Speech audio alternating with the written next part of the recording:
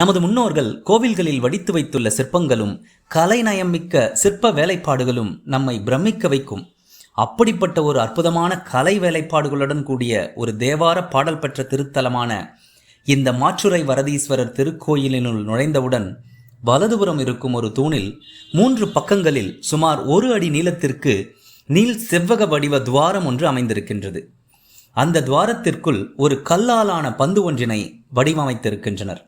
இந்த கல் வடிவ பந்தினை நாம் தூணுக்குள்ளேயே 1 அடி தூரத்திற்கு மேலும் கீழுமாக நகர்த்த முடியும்.